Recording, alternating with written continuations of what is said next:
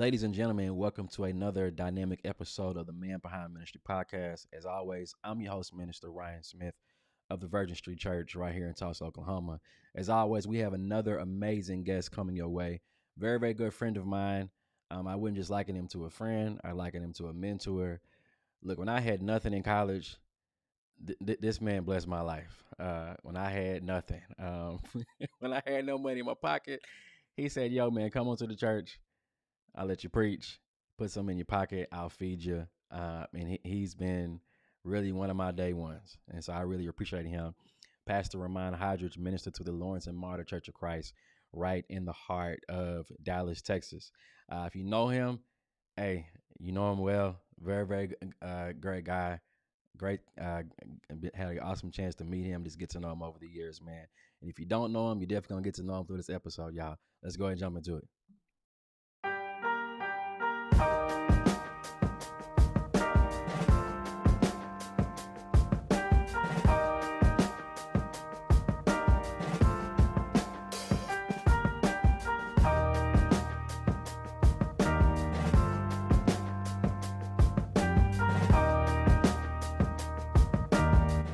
Pastor, man, how you doing? How you doing? Doing well, doing well. How about yourself? Doing good, man. Doing good. It's just amazing how life works. You pretty much pulled me out of Tulsa, got me to Southwestern. And rest is Now you history, man. talk. Right, right. Now I'm back here at the house. But I'll say I'm more equipped now than I was before I left. I believe we all are. Definitely Minister will have that appreciate you. way on. Yeah, Glad yeah. to just be part of it. Definitely, man. Definitely. Like I said, I know, we're into the new year. We've got family, we have personal lives, we have professional lives, man. So I'm not gonna waste no more time. You ready to go and get into this, man? Hey, let's do it. Awesome, man. Awesome. One of the simple things um that we look at as ministers, even maybe some members or people who are religiously affiliated, Mm, we have what's called our call to ministry. So that moment, that light bulb moment that made you think, you know what, this is how I know I'm made for this. And so for Pastor Ramon, what was your call to ministry? What let you know, hey, I'm destined to be in ministry? Ooh, what was my call to ministry? Um, as interesting as it may be, it was actually the death of a good friend of mine, Wow. the late Ben Foster Jr. Mm-hmm. Who was killed in a tragic car accident. Um, Actually, it was almost 23 years ago Wow. um, that he was killed in a bad accident, and even when he died, I didn't know yet Mm-hmm. that I was supposed to be in ministry. It was just the impact that he had on my life. Right. um, Grieving my friend. Graduated then from Southwestern, went on to Abilene Christian University. And then that's actually where I started preaching, but it was all due to a benefit concert that we were doing in his memory. And Okay. so we trying to raise funds, reached out to Abilene Christian University. They were going to support us. Mender Street Church of Christ, uh, what is it? 17th and Mesquite Street was also there, as well as um, I can't remember the other name of the other congregation in Abilene, Mm-hmm. but they were all supporting us. But Dr. Tony Roach had told me that if we were really going to do this, Mm-hmm. then the three of us who was trying to really spearhead it had to speak. Right. Other two gentlemen are preachers' kids, Okay. Shelton Gibbs the Mm-hmm. fourth, Yep. Warren Blake Jr. So I'm like, of course, yeah, they can preach. And he looked at me and he was like, "No, you got to speak too." And I said, "No, that ain't my gift. That ain't what I do." And he was like, "Well, if you go do it here, you go speak." And I know Brother Roach. Yeah. Yeah, and when he tells you go do something, you just do Yep. it. And so I did it, and it was yes in memory of Ben, Mm-hmm. and I fell in love with it. Nice. Um, it was a joy about just not being connected to God and to ministry, but even being connected to him, because right before he passed, he had started preaching, Mm-hmm. and was doing well with it. So it even brought me closer to my friend Okay. who God called home at an early age. Gotcha. And so after I did that sermon, I just kept going Mm-hmm. Okay. and love with ministry and haven't looked back for now going on 22 years. Okay. Okay. Nice. It's almost cinematic, man, where, you look at movies and for the main character, it takes a tragic moment in their life for them to really discover, like I think about Batman, like the death of his parents. Yeah. No, but it's crazy because while we were students at Southwestern before being passed, Hmm. I'm in the chorus, can't sing, but I'm in the acapella chorus, Yeah. hey, I needed to do something. Yeah. But while we're in chorus, our choir director, then Amy Johnson, who is now Hmm. Amy Walker, Hmm. would always make me do the thoughts. Yeah. And I'm like, we got Bible students in here. And she's like, well, Ramon, give us a thought today. I'm like, I ain't even got no Bible. And she would hand me a Bible and be like, well, you need to figure out a thought. What? And I would That. have to open it up, the Yeah. word of God, read a scripture, and give a devotional nugget. And then it just became habit where it's like every choral day, I was Hmm. having to get a thought. Right. I didn't even see God was preparing me. Hmm. And I didn't even see the Miss Amy, who was Ben's aunt, Yeah. even See. saw something in me, Right. Right. even in It's, speaking and preaching. yeah. So it's like crazy how God navigates everything. And I still wouldn't have been preaching, but like you said, then that tragedy happened. Right. It pulled everything together. Yeah. Yeah. Yeah. Love it, man. Love it. Love it. It's amazing how life works, man. Um, you've been in ministry for a while. Like I said, when I first got to Southwestern, you were at the Avenue of Congregation. Now you're at Lawrence and Martyr. Outside of ministry, we were just talking before the show. You're also a father, and so just tell us, man, how has fatherhood impacted you personally and professionally? Personally, well, I'll do it professionally first. Hmm. Professionally, it has helped me become more aware and Hmm. cautious Yeah. in ministry. Hmm. I honestly believe before I became a father, and I can talk about myself, so Yeah. I ain't worried about Trust me, nobody else. I know Uh, you, so it ain't this. This ain't nothing new. it is what it is. Um, I was more of a hothead. I'm still a hothead, But I but say I was, it was yeah, I was worse then. okay. Before I became a dad, Hmm. I really didn't hold back. I didn't care. Yeah. Um, if I even if I offended you in ministry, I really didn't care about Yeah. it. Which wasn't a it was good because then I stood on truth, Right. but it was still bad because then I didn't show sympathy or empathy in my Mm. delivery. And Gotcha. so having Rashad being born and being a part of my life, it helped me gain more humanity even in the deliverance of my ministry. Yeah. Um, it helped me even show more compassion to other people because I was not married to Rashad's mother. Hmm. So going through that impacted me. So then even some of the isms that I might have had in the past, I had to address and deal with them about Right. not being discarded as a minister, as a Christian, Hmm. just because I had a child and I wasn't married. Yeah. So it professionally, I actually think it helped me become a better preacher, a better Mm. minister, Hmm. uh, better community activist. Yeah. I just think professionally, it did what was needed. Yeah. Um, but then personally, it helped me even more, and I would say due to my battle with chronic Lyme disease. Hmm. Yeah. Right at 3 years ago, this past December, Hmm. I finished treatment, um, but I was ready to give up. Yeah. Um, I already designed my funeral program, I remember you had telling me everything about it. prepared for me to transition.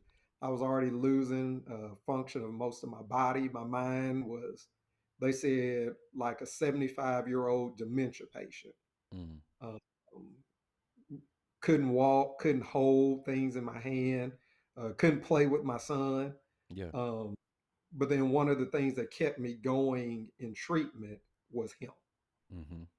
Uh, yes, I had faith in God. I had other people praying for me, checking on me, Right. but being able to look at him, to talk to him, people, I mean, paying for him to be flown out Mm-hmm. to come Yeah. see me. And I'm talking about, I think it was like 3 or 4 times that people out of their pocket, Wow. um, people doing things for him on his birthday, other events that I couldn't make it to, Mm-hmm. other men, other women stepping up, supporting him, supporting his mother, Yeah. supporting my parents. It helped having him. Yeah. It was like the boost that I needed to not throw in the towel, Yeah. to not give. Because Yeah. like even with my funeral program, um, a bulk of the program was pictures of him Mm. Yeah. that people knew Yeah. It's okay. just how much he means to me. Yeah. Yeah. Yeah. And so it was like it gave me the extra boost to fight when all I wanted to do was give up and die. Mm-hmm. Um, Yeah. yeah. I think God knew. God, He really knows what He's doing, and just in a moment of relativity, I lost my mother back in back in August, and so um, for me, it's unfair because my daughter was born the day before she died. But I think God, much like you, knew, okay, if I'm gonna make it through this, I'm gonna need some extra motivation. Like you have God, but I believe God knows that we do need something physical, something tangible that we can interact with. And so God knew that I would need my daughter, that my wife and I, yeah, And it's not a question of faith yeah, because some people try to make it where your mm-hmm, faith ain't right. No, God knew you needed your daughter then. mm-hmm, So he yeah, navigated knowing that he was going to call your mother home, mm-hmm, but he made sure he left a blessing here for y'all yeah, to help you keep moving. yep, It's crazy. Like you said, it's like that's the power of God mm-hmm, that He truly knows what we need when we need it. yeah. And it's not a, like I said, it's not a test. It's not saying that we don't have faith, that we don't believe in God. It's like what you We're said, human, God, we got, we're still human. yeah, Even though we preach, I mm-hmm, mean, you preach, you sing, yeah, we minister to folks, we do all this stuff. It doesn't mean that we're not yeah, human. exactly. Exactly, and that's one of the things I always appreciate, and why it was just an honor, and I had to have you on the show because from day one, you've always been very real, and going through those experiences that you talked about with your son, with Lyme disease, still dealing with that, it helps us be more personable, to be more relatable, because a lot of times, as we know, people think that we're not human. We're in a Mhm. different category, X, Y, and Z. But it's okay when especially when things have become public. It's like, okay, he gets it. Like when he's preaching about this, okay, I know the place that he's coming from. He understands, and so yeah, I'm just glad to have you, man, just to share that experience, man. Because like I said, it's still troubling at times. So Mhm. definitely appreciate it, man.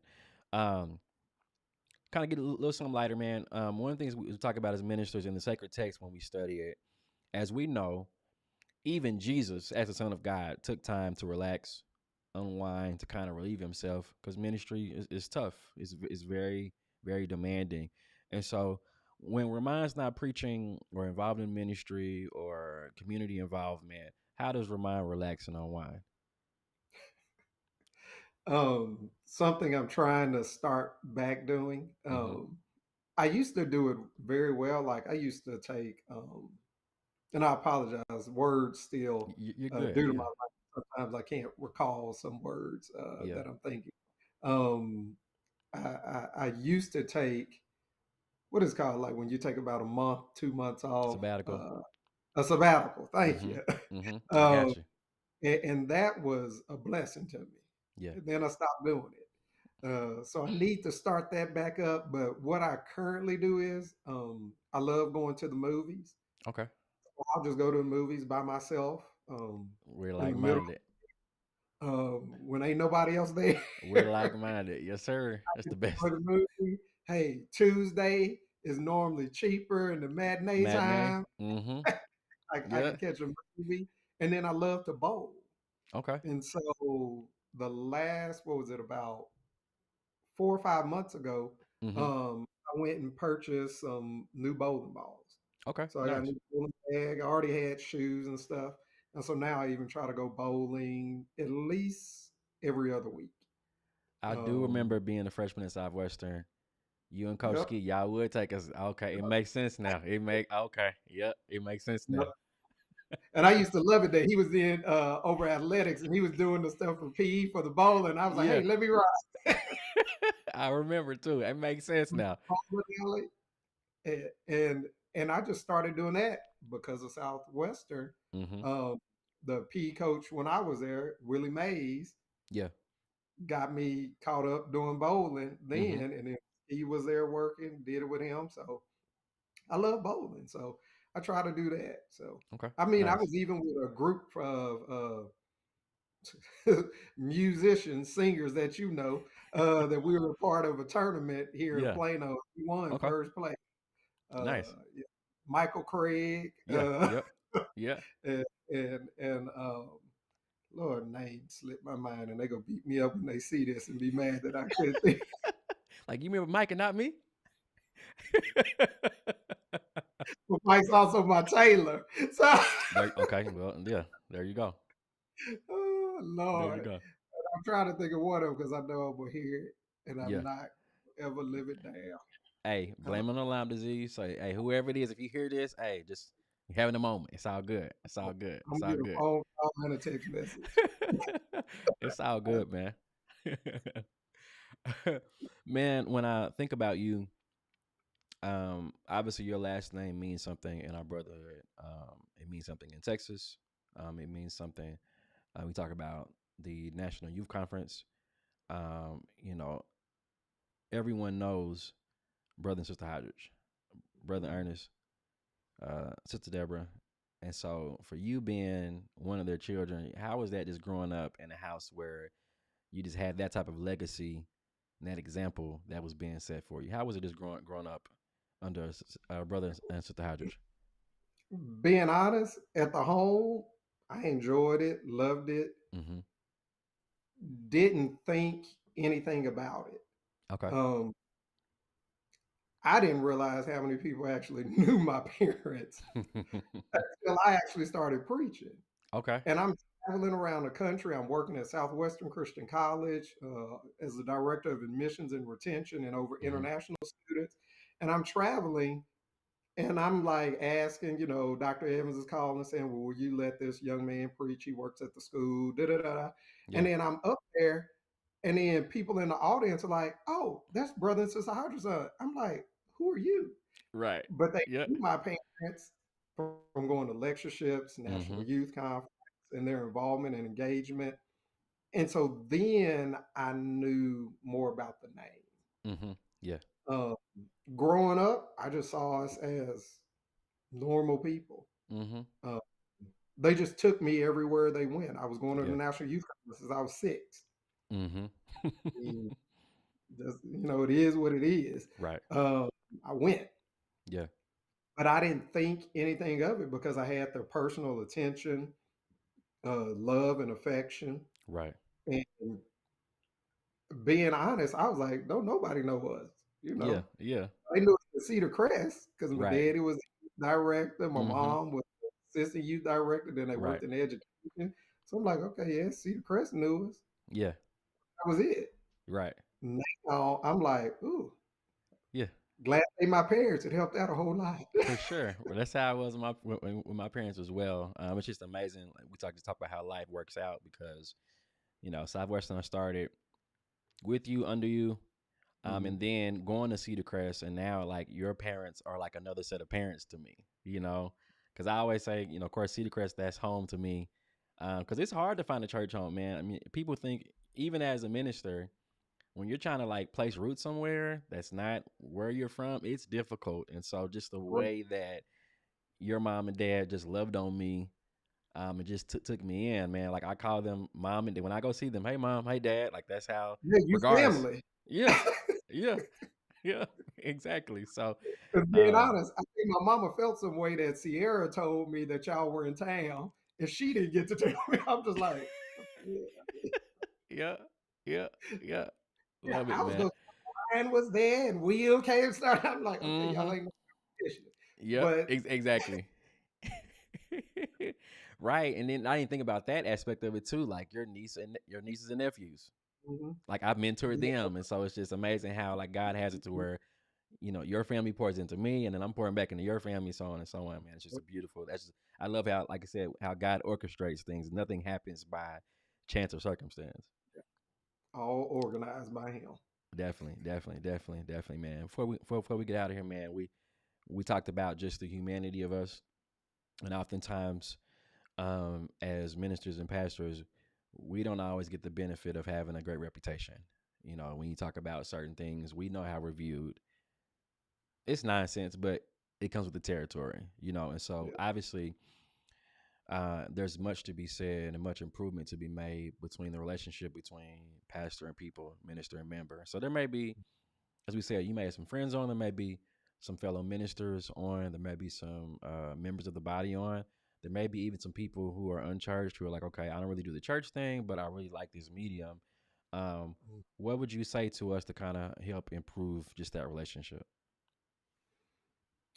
um, you mentioned three groups. Mm-hmm. The first group I'd like to talk to is the unchurched. Mm-hmm. Um, those unchurched or just really don't care for church. Yeah. I would ask them to just have an open mind. I know a lot of times the comment is made that we're hypocrites, Yeah. because we preach or teach one thing, but our life may be doing something different. Mm-hmm. The thing is, we're still human. Right. None of us are perfect. None of us should hopefully be claiming to be perfect, but we're all on a journey, and we would just like for you to join us on that journey. Yeah. Um, don't exalt us. Just look at us as humans trying to live a better life, Mm-hmm. to do better, to Yeah. be more like God, to be more like Christ, to allow the Holy Spirit to live through us better. So just get to know us and let us get to know you. To the members, I would encourage to not exalt the minister, the preacher, the pastor, um, because when you lift us up, then for one, you're setting yourself up to be disappointed, Mm-hmm. because when we stumble, and we will stumble and fall, when we sin, when we fall short of the glory of God, then it's going to mess with your faith. When in reality, we're just heralds. Yeah. Moses wasn't perfect. Mm-hmm. Peter wasn't perfect. Paul wasn't perfect. And none of us that are ministers, preachers, pastors are perfect. Yeah. Don't exalt us. Just work with us as we're all striving to be more like Christ. Yeah. And then for those of us that are the ministers, the pastors, the preachers, let's show more of our humanity, show more of it in and out of the pulpit. Yeah. Um, I've made a lot of mistakes in ministry. Many of them have been publicized. But the thing is, I think there was more grace shown because of my humanity with everything. Yeah. Um, don't try to make it look as though you're perfect. Just be open. I mean, we make mistakes. Mm-hmm. One Sunday, fill out a card asking the church to pray for you, tell them you've sinned. I mean, I remember when I did that at Avenue F, it got quiet. I was there. Looking around, I was like, I'm not supposed to do this. I was like, but I had sinned. And I'm Yeah. like, need the church to pray for me. And they were like, we've never seen a preacher do that. Mm-hmm. But I sinned. Yeah. So just show it. It's not belittling your position or the purpose that God has for you. It's just reminding people that you're still human. Right. and we're all in this journey together. Love it, man. Love it. Beautiful. And that's one thing, like I said from the jump, man, I love about you. You always keep it 100, man. And so I know it's blessed me. It's actually helped my ministry with just being transparent. You know, you got to have discernment because everybody can't handle that. But when, Yes, yeah, but when you're in a situation where that person can, man, it's definitely a blessing, man. Definitely a blessing, man. Man, Doc, we appreciate you, man. You blessed us, man. I love it because when you ask certain questions, you never know where the person's gonna take it. I always say, hey, the guest makes the show, and you definitely made it. You definitely made it tonight, man. So we definitely appreciate you, bro.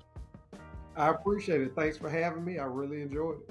Definitely, man. Before we go, we know we are in the age of social media. It's king to this generation and those coming up, man. Before we go, let the people know how can we find you in the church on social media. On social media, we do have our Lawrence and Martyr Facebook page and our YouTube channel. We're about to begin a TikTok, Okay. as well as some other social media. So just look us up, Lawrence and Martyr Church of Christ, Dallas, Texas. We'd love for Love it. y'all to join us on Sundays and be a part of what we're trying to do. Definitely. If you're a first time viewer, look, we appreciate you. If you've been here multiple times, go ahead and share. Let somebody know, yo, we appreciate what's going on with this medium. Bless somebody else's life by this medium and conversation that we had tonight. Again, we do this every Thursday, 7 p.m. Central Standard Time. Until next week, we'll see you. God bless you. Peace. Appreciate you, man. Appreciate you, Doc. This is good. I like this. Yes, sir.